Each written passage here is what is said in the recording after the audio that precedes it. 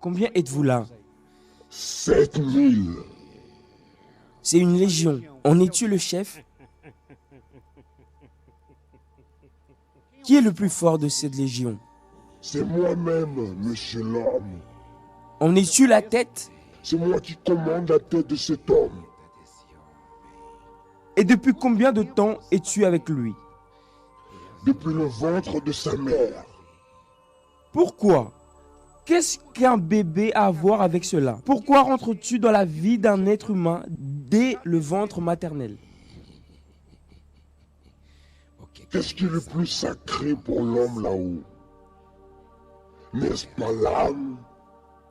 Eh oui, je viens la chercher dans le ventre pour l'amener dans mon royaume. Cela veut dire que dès qu'un enfant est engendré, commence une dispute. Oui, je travaille avec ceux qui ne peuvent pas voir. Qu'est-ce qu'ils ne peuvent pas voir? L'âme, C'est ce que tu veux? c'est ce qui nous fortifie. C'est la seule manière de blesser le grand homme. La seule manière de blesser Dieu, c'est en touchant aux âmes. C'est son bien le plus précieux, sa création la plus précieuse. Mais il y a des gens qui pensent que leur bien le plus précieux, c'est la maison qu'ils ont, la voiture, c'est leur compte bancaire. Tout cela passe, cela reste.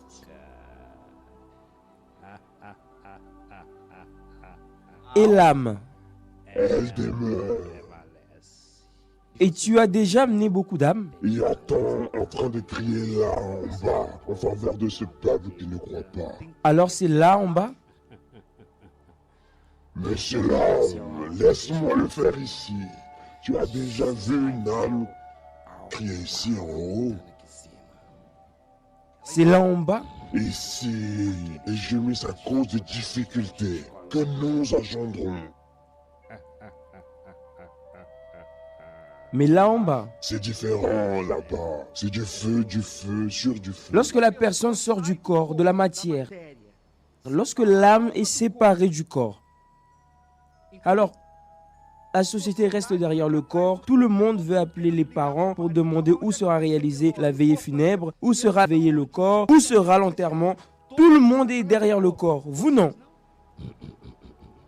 Non, c'est la poussière de cette terre. Vous voulez quoi? Nous voulons des âmes. Mais comment est faite cette division? Comment sais-tu qu'elle t'appartient? Si la personne est tombée raide, morte, écrasée et elle est morte, comment sais-tu qu'elle t'appartient? C'est en ce nom-là. Si quelqu'un meurt en lui, il aura la vie éternelle. Monsieur l'homme,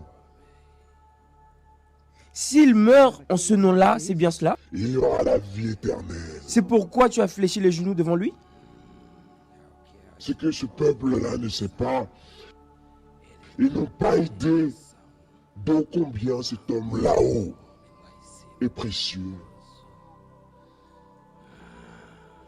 Tu aimerais avoir une opportunité avec cet homme-là?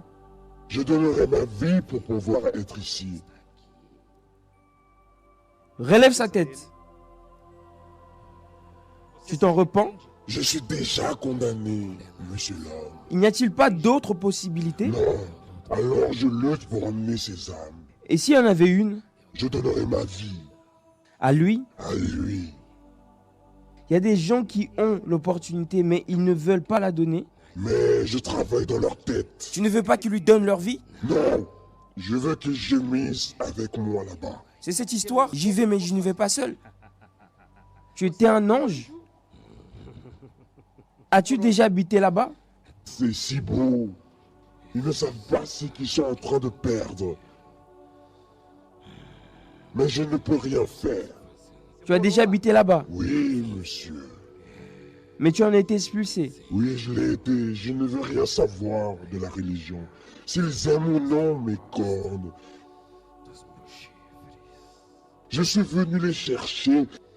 Et s'ils ne font pas un pacte avec le grand homme,